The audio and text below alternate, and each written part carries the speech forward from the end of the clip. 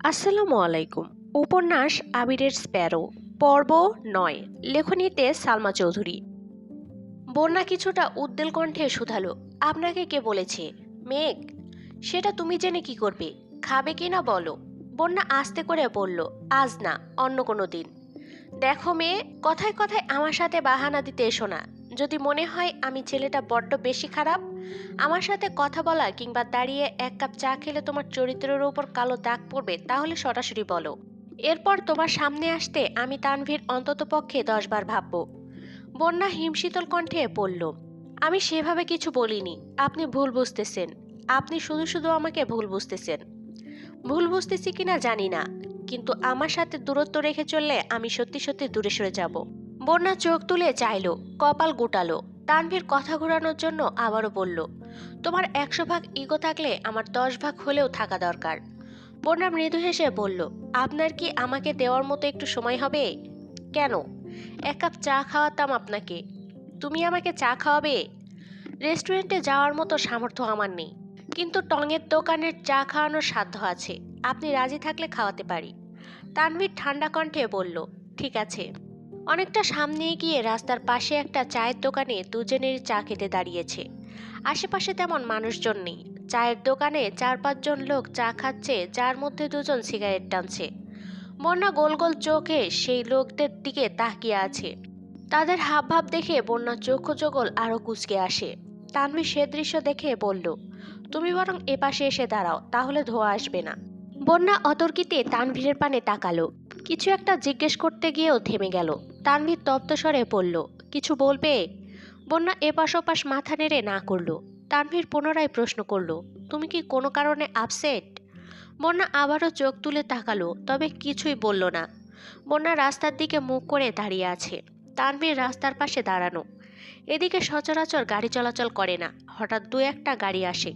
বন্যার সাথে সরাসরি চোখাচোখি হতেই তানভীর বন্যার মাদকের ন্যায় চোখে গহীন ডুবে গেছে। আশপাশ ভুলে নীরের দৃষ্টিতে বন্যাকে দেখছে। আচমকা বন্যা এগিয়ে এসে তানভীরের পেট বরাবর শার্ট আঁকড়ে ধরে শক্ত করে টান দিতেই তানভীর বেসামাল হয়ে বন্যার সঙ্গে ধাক্কা খেল। তানভীরের ঘোর কাটাতেই খেয়াল করলো একটা পিকআপ নিয়ন্ত্রণহীন হয়ে তানভীরের পাশ কেটে স্পিডে চলে গেছে। তানভীর সঙ্গে সঙ্গে আশেপাশে দেখলো, এদিকে বন্যার 2 হাত এখনো তানভীরের পেটে। কয়েক মুহূর্ত পর তানভীর স্বাভাবিক হলো। বন্যার স্পর্শ অনুভব করা মাত্রই তানভীরের সারা শরীরে ঝাঁকুনি দিয়ে উঠেছে। নিজেকে সামলে সরে দাঁড়ালো। বন্যার আগে ফুঁসতে ফুঁসতে বলল, আপনাকে এতবার ডাকলাম, কথা কানে যায়নি? তানভীর বন্যার ক্রোধিত চোখ মুখ দেখে মৃদু হাসল। তানভীরের মস্তিষ্ক এখনো বন্যার স্পর্শ অনুভবে ডুবে আছে। কি হয়েছে বা কি হতে যাচ্ছিল, এসবে তানভীরের বিশেষ মনোযোগ নেই। তানভীরের ঠোঁটে হাসি দেখে বন্যার মেজাজ আরো বেশি খারাপ হলো। বন্যার রাগে কটমট করে বলল, আপনি হাসতেছেন? এখন যদি গাড়িটা আপনার উপর দিয়ে যেত তখন কি হতো? তানভীর মৃদুস্বরে বলল, জানি না। বন্যা ফের বলে উঠল, রাস্তাঘাটে এভাবে চলাফেরা করেন? তানভীর কপাল গুটিয়ে প্রশ্ন করল, কিভাবে চলাফেরা করি? অসাবধানতাই। ওহ। বন্যা ফোঁস করে উঠল, ও কি? আপনার কিছু একটা হয়ে গেলে বাসার অবস্থা কি হতো একবার ভেবেছেন? তানভীর কপাল কুঁচকে প্রশ্ন করল, কি হতো? তানভীরের দুষ্টামি বুঝতে পেরে বন্যার রাগে আরো বেশি ফুঁসছে। রাগের কারণে বন্যার ঠোঁট দুটো স্বাভাবিকের তুলনায় বেশ সরু হয়ে গেছে। গোলাপি লিপস্টিকে সরু ওষ্ঠদয়ে তানভীরের নজর স্থির হয়ে আসে। বন্যা রাগের মাথায় একের পর এক কথা বলছে। তানভীর অবাক লোচনে শুধু ঠোঁটেই চেয়ে আছে। বন্যা আকস্মাৎ বলে উঠল, আমি এখনই মেঘকে কল দিয়ে সব বলবো। মেঘের নাম শুনে তানভীরের টনক নড়ল। তৎক্ষণাৎ বলল, প্লিজ বনুকে কিছু বলো না। বন্যা ভারী কণ্ঠে বলল, আপনি কতটা কেয়ারলেস এটা তো ওর জানা দরকার। আমি এখনই কল দিচ্ছি। বন্যা মেঘকে কল দেওয়ার জন্য নাম্বার বের করতে লাগলো। তানভীর বন্যার হাত থেকে ফোন নিয়ে নিজের পকেটে রেখে গম্ভীর কণ্ঠে বলল, আর যাই করো সমস্যা নেই, কিন্তু বনুকে আজকের ঘটনার কথা বলবে না প্লিজ। কেন? তানভীর ঢোক গিলে উষ্ণ স্বরে বলল, বনুকে বললে বাসার সবাই জেনে যাবে। বনু কান্নাকাটি করে নাজেহাল অবস্থা করে ফেলবে। আব্বুর বকাও খেতে হবে। বন্যা চাপা স্বরে বলল, মেয়েকে খুব ভালোবাসেন তাই না? তানভীর কপাল কুঁচকে মৃদু হেসে জবাব দিল, হ্যাঁ, খুব ভালোবাসি। তানভীর মনে মনে বিড়বিড় করল, আর বনুর বেস্ট ফ্রেন্ডকেও খুব ভালোবাসি। বন্যা ধীর কণ্ঠে বলল, মেঘও আপনাকে অনেক ভালোবাসে। ওর জন্য আর বাসার সবার জন্য হলেও একটু সাবধানে চলাফেরা করবেন। আপনার একটু উদাসীনতায় পুরো পরিবারকে কাটতে হবে, তাই প্লিজ সাবধানে চলাফেরা করবেন। তানভীর নেশাক্ত দৃষ্টিতে তাকিয়ে মোলায়েম কণ্ঠে বলল, ইনশাল্লাহ চেষ্টা করব। চায়ের দোকানদার মামা কোথায় চলে গিয়েছিলেন? এতক্ষণে এসেছেন। এসে জিজ্ঞেস করলেন, মামা আপনাদের কি চা দিব? তানভীর উচ্চস্বরে বলল, একটা আদা চা আর একটা লেবু চা। লেবু চাতে চিনি একটু বেশি দিবেন। বন্যা অবাক চোখে তাকিয়ে প্রশ্ন করল, আপনি কিভাবে জানেন আমি লেবু চা খাই আর চিনি বেশি খাই? তানভীর আর চোখে আকাশের পানে তাকিয়ে আকস্মাৎ বলে উঠল, ঠিকই তো, আমি কিভাবে জানি? বন্যা গম্ভীর কণ্ঠে বলল, প্রশ্নটা আমি আপনাকে করেছি। তানভীর মেকিস্বরে বলল, উত্তর ভাবতে সময় দিবে তো নাকি? বন্যা তানভীরের হাবভাব দেখে প্রখর তপ্তস্বরে বলল, থাক, আর উত্তর দিতে হবে না। বাঁচা গেল। বন্যা সূক্ষ্ম নেত্রে তাকালো। ততক্ষণে তানভীর চা আনতে চলে গেছে। চা খেতে খেতে বন্যা বেশ কয়েকবার তানভীরের দিকে তাকিয়েছে। তানভীর সেটা বুঝতে পেরে আগে থেকে সাবধান হয়ে গেছে। চা খাওয়া শেষ হতেই বন্যা টাকা বের করে দিল। তানভীর আনমনে প্রশ্ন করল, বিলটা কি তোমাকেই দিতে হবে? অফার তো আমি আগে দিয়েছিলাম। আপনার অফার আমি একসেপ্ট করিনি। তারপর আমি আপনাকে অফার করেছি, আপনি সেটাতে রাজি হয়েছেন। তানভীর কথা বাড়ালো না। বন্যা চায়ের বিল দিয়ে শীতল কণ্ঠে বলল, আমাকে সময় দেওয়ার জন্য ধন্যবাদ। তানভীর গুরুভার কণ্ঠে বলল, তোমার টিউশন কি খুব দরকার? সিদ্ধান্ত নিয়েছি, এখন থেকে নিজের খরচ নিজেই চালাবো। তানভীর বক্রদৃষ্টিতে তাকিয়ে বলল, পড়াশোনার ক্ষতি হবে না? সমস্যা নেই, ম্যানেজ করে নিব। বন্যা মুখ ফসকে বলে ফেলল, না পারলে বিয়ে করে নেব। তানভীর স্তব্ধ চোখে তাকিয়ে বলল, কি বললে? বিয়ে করে নেবে? কাকে? যাকে পাই তাকেই। তানভীর মেকিস্বরে বলল, আমাকে করে নাও, যাকে তাকের মধ্যে তো আমিও পড়ি।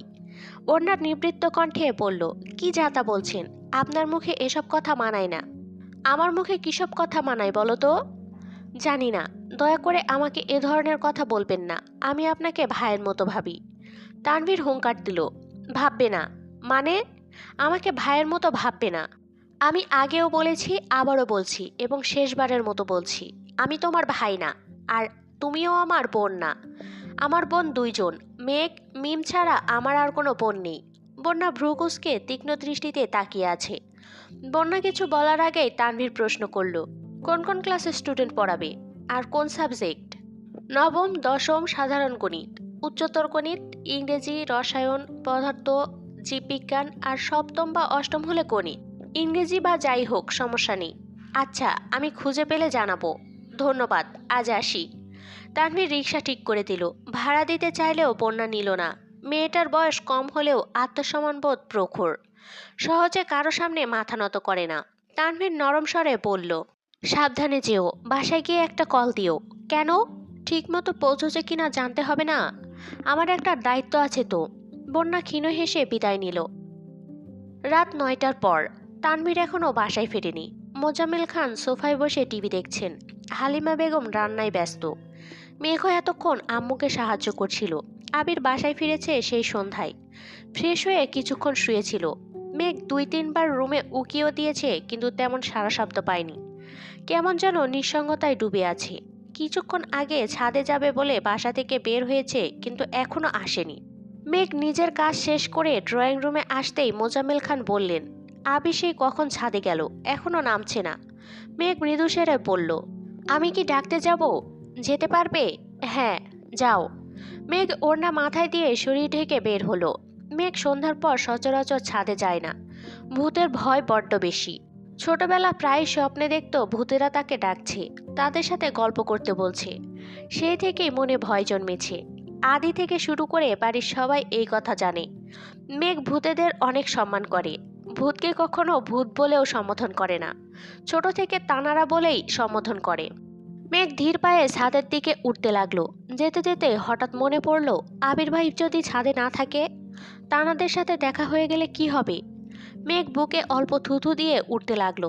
বাকিটা ওঠার পর শুনতে পেল কে যেন গান গাইতেছে। আর একটু ওঠার পর কণ্ঠটা খুব পরিচিত মনে হলো। মেঘ আর সময় নিল না, এক দৌড়ে ছাদের দরজায় এসে দাঁড়ালো। উল্টো দিকে একটা চেয়ারে বসে আবির আপন মনে গান গাইতেছে। রাতের সব তারা আছে দিনের গভীরে, বুকের মাঝে মন যেখানে, রাখবো তোকে সেখানে, তুই কি আমার হবি রে। মন বাড়িয়ে আছি দাঁড়িয়ে, তোর হৃদয়ে গেছি হারিয়ে, তুই জীবন মরণ সবই রে, তুই কি আমার হবি রে। মেঘ বিভোর হয়ে তাকিয়ে আছে আবিরের দিকে। ছেলেদের গান শিখতে হয় না, তারা খালি গলাতে গান গাইলেও যেন অসম্ভব সুন্দর লাগে। মেঘ মুগ্ধ হয়ে আবিরের গান শুনছে। আবির একই লিরিক্স বারবার গাওয়াতে গানে মনোযোগ দিল মেঘ। তুই কি আমার হবি রে, এই লাইনটা যতবার কানে বাজছে মেঘের শরীরটা কেঁপে উঠছে। মনে হচ্ছে মেঘকেই বলছে কথাটা। মেঘ নিজেকে নিজে প্রশ্ন করলো, এই গান কাকে উদ্দেশ্য করে গাইছেন উনি? আমাকে নিয়ে নয় তো? এটুকু বলতেই মুখে হাসি ফুটে উঠল মেঘের। তৎক্ষণাৎ মনে হলো, উনি আমাকে নিয়ে কেন গান গাইবেন? আমি কে? গত রাতেও তো ওনাকে জিজ্ঞেস করলাম, কই সেভাবে তো কিছুই বললেন না। আবির ভাইয়ের জীবনে সত্যিই কেউ আছে? তবে কি তার কথা ভেবে গাইতেছেন? সঙ্গে সঙ্গে মেঘের মুখের হাসি গায়েব হয়ে গেল। নিস্তব্ধ আঁখিতে তাকিয়ে আছে সে। মুখের বাঁ পাশে হালকা ব্যথা অনুভব হলো। এর মধ্যে আবিরের গান থেমে গেল। কিছুক্ষণ নীরব হয়ে বসে রইল, দৃষ্টি আকাশের দিকে স্থির। আকস্মাৎ মেঘ ডাকলো, আবির ভাই। আবির চমকে উঠল, ঘাড় ঘুরিয়ে স্পষ্ট চোখে তাকালো। মেঘ আবিরের থেকে কয়েক হাত দূরে দাঁড়ানো। আবির উদ্বিগ্ন কণ্ঠে শুধালো, তুই এখানে? মেঘ মলিন কণ্ঠে বলল, আব্বু আপনাকে ডাকতে পাঠিয়েছিল। আবির সে কথায় পাত্তা না দিয়ে উল্টো প্রশ্ন করলো, কখন এসেছিস? অনেকক্ষণ। কিছু শুনেছিস? মেঘ উত্তর না দিয়ে উল্টো প্রশ্ন করলো, মেয়েটা কে? আবির থমকে আছে, আমতা আমতা করছে, দেওয়ার মতো উত্তর খুঁজে পাচ্ছে না। আবির উদাসীন কণ্ঠে বলল, কোন মেয়ে? মেঘ কিছু না বলে চলে যেতে নিল। আবির উঠে সহসা মেঘের হাত চেপে ধরল, এক টানে নিজের কাছে নিয়ে নিল। আবিরের প্রশস্ত বুকে মেঘের মাথাটা ধাক্কা খেল। মেঘের এক হাত আবিরের হাতে বন্দি, অন্য হাত দিয়ে মাথা ঘষতে ঘষতে বলল, আপনি খুব পচা। আবির মৃদু হেসে বলল, তারপর? ফালতু ব্যাঙের ছাতা। মেনে নিলাম, এখন তুই বল, তুই কি শুনেছিস? যা শোনার তাই শুনেছি। আপনার আমাদের বাসায় আসার পর থেকে আমি বুঝতে পারছি আপনার মধ্যে কিছু একটা চলছে। আপনাকে আমি বারবার জিজ্ঞেস করেছি, আপনি বরাবরই আমার কথা এড়িয়ে গেছেন। এখন জিজ্ঞেস করলাম, এখনো বলছেন কোন মেয়ে? শুনুন, আমার আব্বুর চোখ ফাঁকি দেওয়া অসম্ভব ব্যাপার। আব্বু যদি একবার টের পায় আপনি এসব কাণ্ড করছেন, তাহলে আপনার একদিন কি আব্বুর যে কয়দিন লাগে। আপনাকে দেখে আমার খুব মায়া হচ্ছিল, তাই বারবার জানতে চাইছিলাম। আমার সামনে কাউকে কষ্ট পেতে দেখলে আমার খুব কষ্ট হয়, তাই আমাকে বললে আমি আপনাকে সাহায্য করতে পারতাম। আপনি যেহেতু বলবেন না, তাতে আমার কি? আমি এক্ষুনি গিয়ে আব্বুকে বলে দিব। কি বলবি? বলবো আপনি প্রেম করেন। আবির নরম স্বরে বলল, করলে ক্ষতি কি? আব্বু বলেছেন এসব প্রেম পীড়িত ভালো ছেলেমেয়েরা করে না। আবির মেঘের হাতটা নিজের বুকের সাথে মিশিয়ে নিল। আবিরের হৃৎপিণ্ডের কম্পন স্পষ্ট বোঝা যাচ্ছে। মেঘের হাত থেকে পুরো শরীরে কাঁপুনি শুরু হয়েছে, বুকের ধুকপুকানি বেড়ে যাচ্ছে। চাঁদের আলোতে মেঘের ফর্সা আদল দেখা যাচ্ছে। চোখ তুলে তাকাতে পারছে না মেয়েটা। অদ্ভুত এক অনুভূতি আত্মকরণে হানা দিয়েছে। আবির প্রশস্ত চোখে তাকিয়ে তপ্ত স্বরে প্রশ্ন করল, আমি কি খারাপ ছেলে? মেঘ কথা বলতে পারছে না, ওষ্ঠদ্বয় কাঁপছে। মেঘ কোনো মতে বলল, হাতটা ছাড়ুন। আবির ছাড়ার বদলে হাতটা আরো শক্ত করে ধরল। মেঘ নিজের সবটুকু শক্তি দিয়ে হাত ছাড়ানোর চেষ্টা করছে। মেঘের এমন কাণ্ডে আবির অগ্নি চোখে তাকিয়ে আছে। ধমক দিতে গিয়েও থেমে গেল। ঢোক গলে নিজের রাগ কন্ট্রোল করার চেষ্টা করলো। তপ্ত স্বরে পড়ল, এখন দেখব কিভাবে নিজের হাত ছাড়াস। মেঘ রাগে কটমট করে বলল, ছাড়ুন আমায়। না ছাড়লে কি করবি? মেঘ রাগে হিতাহিত জ্ঞানশূন্য হয়ে গেল। আচমকা প্রশ্ন করলো, কোন অধিকারে ছুঁয়েছেন আমাকে? আবির নিরেট কণ্ঠে উত্তর দিল, আমায় অধিকারবোধ শেখাতে আসিস না। তোকে ছোঁয়ার জন্য যদি অধিকার নামায় স্বাক্ষর করতে হয়, আমি সেই অধিকার নামায় স্বাক্ষর করে হলেও তোকে ছুব। রাগের মাথায় আবিরের কথাগুলো মেঘ শুনল কিনা কে জানে। অতিরিক্ত ক্রোধে মেঘের মাথা ঘুরছে, তবুও শান্ত হওয়ার নাম নেই। মেঘ রাগান্বিত কণ্ঠে পুনরায় চেঁচিয়ে উঠল, আমাকে ছাড়ুন বলছি। ছাড়ার জন্য ধরিনি, ছাড়িয়ে নিতে পারলে নে। মেঘ রাগে ফুঁসতে ফুঁসতে বলল, আমি কিন্তু চিৎকার করব। আবির এবার শব্দ করে হাসল। মেঘ আশ্চর্য নয়নে তাকিয়ে বলল, হাসছেন কেন? আমি কিন্তু সত্যি সত্যি চিৎকার করব। আবির তপ্ত স্বরে প্রশ্ন করল, তুই যে আগ্রাচণ্ডী সেটা জানিস? মানে? এই যে চিৎকার করবি বললি, চিৎকার তুই করতেই পারিস, কিন্তু সবাই আসলে বলবি কি? আবির তোর হাত ধরে রেখেছে এটা নিয়ে নালিশ করবি? তোর কি মনে হয় তোর এই নালিশের ভয়ে আমি তোর হাত ছেড়ে দেব? জীবনেও না, বরং তুই নালিশ করলে আমার সুবিধা হবে। দে চিৎকার। আবিরের কথাগুলো শুনে মেঘ হঠাৎই আবিরের দিকে কেমন করে তাকালো। এতক্ষণ নিজের ওপর নিয়ন্ত্রণ ছিল না। আবিরের ঠোঁটের কোণে এক চিলতে হাসির ঝলক দেখে মেঘের রাগটা কিছুটা কমে এসেছে, তবে এখনো পুরোপুরি শান্ত হতে পারেনি। আবিরের মুখের পানে দুর্বোধ্য দৃষ্টিতে তাকিয়ে আছে। ছোটবেলার স্মৃতি ছোটবেলায় ফিরে এসেছে। এখন আর সেসব নিয়ে ভাবে না। এখন আবির মেঘ দুজনে প্রাপ্তবয়স্ক। এমতো অবস্থায় একটা ছেলে মেয়ে কাছে আসলে মেয়েটার রেগে যাওয়া খুব স্বাভাবিক। মেঘের ক্ষেত্রেও ব্যতিক্রম কিছু হয়নি। কিন্তু আবিরের আচরণ মেঘের কাছে খুব অস্বাভাবিক লাগছে। দৃষ্টি নামাতেই চোখ পড়ে আবিরের বুকে সাদা রঙের টি শার্ট ভেদ করে আবিরের গায়ের গন্ধে মেঘের নাসারন্ধে ভেদ করছে। ছেলেদের গায়ের গন্ধ কেমন হয় তা মেঘের অজানা ছিল, কিন্তু আজ প্রথমবারের মতো কাছ থেকে অনুভব করছে। আবিরের হৃদস্পন্দন, গায়ের গন্ধ, নেশালো দৃষ্টি সবেতে নাজেহাল মেঘ। মেঘের অভিব্যক্তি পাল্টাতে শুরু করলো। মেঘ চোখ তুলে চাইল। আবিরের নজরে তখনও ছিল। আলগোছে চুলগুলো কপালে এসে পড়েছে, মৃদু বাতাসে আপন বেগে উঠছে।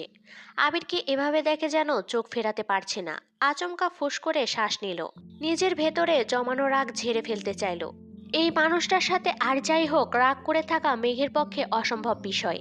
আবির গলা খাকারি দিয়ে বলতে শুরু করলো, তুই চাচ্চুর সামনে আমার ব্যাপারে একটা টু শব্দ করলে আমি তোকে ফাঁসাতে দুবার ভাববো না মেঘ। মেঘ নিরেট কণ্ঠে বলল, কিভাবে ফাঁসাবেন? আবির গুরুগম্ভীর কণ্ঠে বলল, আমি চাচ্চুকে বলবো আমার প্রেম অন্য কারোর সঙ্গে না, বরং আপনার একমাত্র মেয়ে মাহাদিবা খান মেঘের সঙ্গে। আমি খারাপ ছেলে হলে আপনার মেয়েও খারাপ মেয়ে। আমাকে বাসা থেকে বের করে দিলে তোকেও বের করে দিতে হবে, কারণ চরিত্র দুজনেরই সেম। সঙ্গদোষে লোহা ভাসে, আর আমার দোষেও তোকে ভাসাবো। তারপর চরিত্রহীন আর চরিত্রহীনা মিলে দুজনে বিয়ে করে সংসার করব। আমাদের ভবিষ্যৎ প্রজন্মের নাম হবে চারিত্রিক সনদপত্র। বল রাজি? মেঘ চিৎকার করল না। আবির মেঘের হাত ছেড়ে একটু দূরে সরল। মৃদুস্বরে বলল, ভবিষ্যতে আমাকে ফাঁসানোর আগে কয়েকবার ভেবে নিস। মেঘ শক্ত কণ্ঠে বলল, আপনার সাথে আমার প্রেম, এটা বললে আব্বু বিশ্বাস করবে না। আপনি এসেছেন ওই গতকাল। একদিনে কি প্রেম হয়ে যায়? আমার আব্বু এত বোকা না। আবির মুচকি হেসে বলল, বললাম তো, তুই আজ আমার নামে বদনাম করবি, কাল তোকে আমার বউ করে নিব। কেন, কিভাবে, এসব জানতে চাইবি না। বদনাম করার আগে আবিরের বউ হবার জন্য প্রস্তুতি নিয়ে নিস। যার মনের ভেতর অন্য নারীর বসবাস, আমি তাকে ঘৃণা করি। আবির চোখ রাঙিয়ে প্রশ্ন করল, আমার মনে কোন নারীর বসবাস? মেঘ অন্যদিকে তাকিয়ে বলল, আমি কি করে বলবো? তখনই আবিরের ফোন বাজতে শুরু করলো। আবির পকেট থেকে ফোন বের করলো। মেঘের নজরও সেদিকে গেল। ফোনের স্ক্রিনে মালা নামটা ঝলমল করছে। মেঘের সহসা গত রাতের ঘটনা মনে পড়ে গেল। গতকাল রাতে তানভীর আবিরের মুখে মালার নাম শুনেছে। তবে কি মালার সাথে কিছু আছে? আবির কল কেটে দিল। মেঘকে বলল, নিচে চল। মেঘ উল্টো প্রশ্ন করলো, কল রিসিভ করলেন না কেন? প্রয়োজনীয় কোনো কথা নেই তাই। আমি সামনে আছি বলে কল রিসিভ করছেন না? আবির গম্ভীর কণ্ঠে বলল, তুই কি ভাবছিস? আমি কিছু ভাবছি না। আপনি কল রিসিভ করেননি কেন সেটা জানতে চাইছি। মালা দ্বিতীয়বার কল করলো। মেঘ বলল, রিসিভ করুন। আবির মেঘকে দেখিয়ে এবার কলটা রিসিভ করলো। লাউড স্পিকার দিল। ওপাশ থেকে মালা জানতে চাইলো, কেমন আছো? ভালো। কল দিয়েছিস কেন? তোমার সাথে কথা বলতে। আমি একটু ব্যস্ত আছি। তুমি তো সারাক্ষণ ব্যস্ত থাকো, যখন কল দেই তখনই ব্যস্ত। এমন কেন করো তুমি? আবির নিরেট কণ্ঠে বলল, আমার কাজ থাকে। মালা আবারও বলল, আমি সেদিন শাড়ি পরেছিলাম। তোমাকে কয়েকটা ছবি পাঠিয়েছিলাম, দেখেছিলে? খেয়াল করিনি। মেঘ এক দৃষ্টিতে আবিরকে দেখছে। ছেলেটার কর্কশ কণ্ঠে কথাবার্তা শুনে বিরক্তিতে কপাল কুঁচকে রেখেছে। ওপাশ থেকে মালা জিজ্ঞেস করলো, তুমি এখন কোথায় আছো? ঢাকাতে? হ্যাঁ। রাতে খেয়েছো? না। কখন খাবে? জানি না। কথা শেষ হলে রাখছি এখন, বাই। মালাকে কিছু বলার সুযোগ না দিয়ে কল কাটলো আবির। মেঘ বিরক্তির স্বরে বলল, এত বাজে আচরণ কোনো ছেলের হতে পারে আমার জানা ছিল না। আমার ভাইয়া রাগ করে বেশি, মেয়েদের দেখতে পারে না, তাই বলে আপনার মতো এরকম আচরণ করে না। আবির শীতল কণ্ঠে বলল, আমি তোর সঙ্গে কি বাজে আচরণ করেছি? আমার সাথে বাজে আচরণ করতে হবে এমন তো কোনো কথা নেই। মালা আপু কল দিয়েছিল, আপনি তার সাথে ভালোভাবে কথা বললেন না কেন? মেয়ের সাথে সবসময় ভালো কণ্ঠে কথা বলতে হয়। এরকম আচরণ করলে জীবনেও প্রেম টিকবে না আপনার। আবিরের কণ্ঠস্বর ভার করে তপ্তস্বরে বলল, আমার প্রেম টিকানোর কোনো দরকার নেই। আমার যাকে দরকার তাকে পেলেই হলো। আবির হাঁটতে শুরু করলো। আবিরের হাঁটার গতি তীব্র। আবির এক কদম মেঘের 4-5 কদমের সমান। মেঘ আর্তনাদ করলো, আমাকে ফেলে চলে যাচ্ছেন কেন? আবির থেমে রাগী স্বরে বলল, আমি তোকে ডেকে এনেছিলাম। আমি তো আপনাকে ডাকতে এসেছিলাম। আমাকে নিয়ে যান প্লিজ। আবির শুনেও দাঁড়ালো না, কেন জানি রাগ হচ্ছে খুব। মেঘ ছুটে এসে আবিরের টি শার্ট খামচে ধরলো। আবির আর চোখে তাকিয়ে বলল, টি শার্ট আজকেই পরেছি। মেঘ বিড়বিড় করে বলতে লাগলো, একটু ছুঁয়েছি বলে এভাবে তেজ দেখাচ্ছেন, আর নিজে যখন খাবলা দিয়ে ধরেন। আবির সিঁড়ির কাছে গিয়ে থামলো। মেঘ তখনও বিড়বিড় করছে, লাইটটা পর্যন্ত যেতে দেন, তারপর আপনাকেও আমি চিনব না। আমি আপনাকে না ধরলে তানারা আমাকে ধরে নিয়ে যাবে। তার জন্য বাধ্য হয়েছি, না হলে আপনার মতো ছেলেকে ছুঁয়ে দেখতে বয়ে গেছে। আবির ক্রোধিত চোখে তাকালো। মেঘ নীরব কণ্ঠে বলল, কি সমস্যা? মেঘের হাতের কবজিতে শক্ত করে ধরল আবির। গুরুগম্ভীর কণ্ঠে বলল, তোর আমাকে ধরতে কি সমস্যা? খামচি দিয়ে আমার নতুন টি শার্টগুলো নষ্ট করিস কেন? বুকে সাহস থাকলে নির্দ্বিধায় আমাকে ধরতে পারিস। আমি তোর মতো স্বার্থপর নই। আমি কি করলাম? তানাদের ভয়ে নিজেই ধরলি আমাকে, আবার বলছিস লাইটের কাছে গেলে আমাকে চিনবি না। আমার মতো ছেলেকে ধরতে বয়ে গেছে। তাহলে তোকে ছাদে ফেলে চলে যাই। আমার মতো ছেলে কি করতে পারে দেখাবো তোকে। মেঘ এপাশ ওপাশ মাথা নাড়াতে নাড়াতে বলল, না, একদম না। মুখ ফসকে সত্যি কথা বলে ফেলেছি, আর কিছু বলবো না। I am sorry. আবির মেঘের কবজি ছেড়ে দিল। একটা সিঁড়ি নামতেই মেঘ আবিরের হাত ধরল। ঠান্ডা কণ্ঠে বলল, এবার কিন্তু অধিকার নিয়েই ধরেছি। আবির মুচকি হাসল, তবে কিছুই বলল না। 4 তলায় নামতে নামতে মেঘ আবিরের হাত ছেড়ে দিল। 3 তলার সিঁড়িতে তানভীর দাঁড়ানো। ওদের নামতে দেখে তানভীর গম্ভীর কণ্ঠে বলল, আব্বু অনেকক্ষণ ধরে তোমাদের জন্য অপেক্ষা করছে। মেঘ প্রশ্ন করলো, তুমি এলে কখন? কিছুক্ষণ হলো। খাওয়া দাওয়া শেষ করে গল্প করতে বসলো সবাই। মোজাম্মেল খান তানভীরকে উদ্দেশ্য করে বলল, তোমাকে কতবার বলেছি অফিস চলো, কিন্তু তুমি গেলে না। আবিরকে একবার বলতে এসে চলে গেল।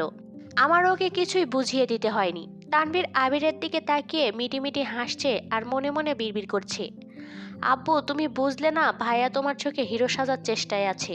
মেঘও সঙ্গে তাল দিল, ঠিক বলেছ আব্বু, ভাইয়ার কোনো বিষয়ে মনোযোগ নেই। ভাইয়ার মন এখন অন্য কোথাও। মোজাম্মেল খান জানতে চাইল কোথায়। মেঘ জবাবে বলল, অন্য কোনো দিন বলবো। মোজাম্মেল খান আবিরকে উদ্দেশ্য করে বললেন, তুমি একটু বোঝাতে পারো না ওকে? আবির মৃদু হাসলো, স্বাভাবিক কণ্ঠে বলতে লাগলো, চাচ্চু আপনি যেমনটা ভাবছেন বিষয়টা আসলে ওরকম না। সবার চিন্তাভাবনা একই রকম থাকে না। আমার চিন্তাভাবনার সাথে তানভীরের ভাবনা হুবহু মিলে যাবে এমনটা কখনোই আশা করা যায় না। ও ফ্রিল্যান্সিং পছন্দ করে, তাই সে এটাই করে। ও নিজের স্বাধীনতা চলতে পারে, 10টা 5টা চাকরি বা ব্যবসার প্রতি ওর কোনো ইন্টারেস্ট নেই। আমি বা আপনি জোর করলে ও না হয় ব্যবসায় বসলো, কিন্তু এর মতো কি হবে? দেখা গেল 2 বছর পর ব্যবসায় অবনতি হলো। তখন আপনি তানভীরকে দোষারোপ করলেন, কিন্তু তানভীরের এতে কি দোষ? ও আগেই বলেছিল ব্যবসা সামলানো ওর পক্ষে সম্ভব না। আর একটা বিষয় যদি বলি, ফ্রিল্যান্সিং কিন্তু ওর ফিক্সড জব না। তানভীরের পড়াশোনা এখনো শেষ হয়নি। এমতো অবস্থায় ওর যে কোনো প্রয়োজনে, যেমন কলেজে ভর্তি, ফর্ম ফিল আপ, নিজস্ব খরচ, সব কিছুর জন্য আপনার কাছে টাকা চাইতে হতো। কিন্তু আমার ভাই সেই কাজ করেনি। সে নিজে ইনকাম করছে, নিজের খরচ নিজে চালাচ্ছে। এমনকি মেয়েকেও যথাসম্ভব টুকিটাকি কেনাকাটা করে দিচ্ছে। আগে তানভীরের পড়াশোনা শেষ হোক, তারপর দেখি ওর মন কি চায়। আমার বিজনেস আছে, আপনাদের বিজনেস আছে, এছাড়াও দেশে এত এত চাকরির সুযোগ আছে, ওর যা ইচ্ছে তাই করবে। মোজাম্মেল খান রাশভারী কণ্ঠে বললেন, আমাদের বিজনেস মানে কি আবির? এই বিজনেস আমাদের সবার। সরি। মোজাম্মেল খান চাপা স্বরে ফের বললেন, আমারই বোঝার ভুল ছিল। আমি তোমার কাছে বলতে গেলাম কেন? তোমার ভাইয়ের দোষ কি কখনো তোমার চোখে পড়বে? আবির কোমল কণ্ঠে বলল, চাচ্চু আপনি আমাকে ভুল বুঝছেন। মোজাম্মেল খান হাসলেন, অতপর বলতে লাগলেন, শোনো আবির, আমি তোমাকে ভুল বুঝতেছি না। তুমি আর তানভীর আপন ভাই না, তারপরও তোমাদের দুজনের বন্ডিং মাশাল্লাহ। আমি আর ভাইজান প্রায় তোমাদের নিয়ে গর্ব করি। আমরা 3 ভাই তো একই মায়ের সন্তান ছিলাম। কথার কথা শুনতাম, 2-3 ভাই থাকলে নাকি ছোট থেকেই ঝগড়াটে স্বভাব তৈরি হয়, তারপর বড় হলে তার সম্পত্তি ভাগাভাগির লড়াইয়ের রূপ নেয়। কিন্তু আমাদের 3 ভাইয়ের মধ্যে কখনো এরকম কিছু হয়নি। ছোটবেলা থেকে ভাইজান আব্বা আম্মার হাত থেকে আমাদের আর ইকবালকে কতবার বাঁচিয়েছেন তার হিসেব নেই। স্কুল, কলেজ, প্রতিটা পর্যায়ে একজন আরেকজনের সামনে ঢাল হয়ে দাঁড়িয়েছি। সবচেয়ে বেশি করেছেন ভাইজান।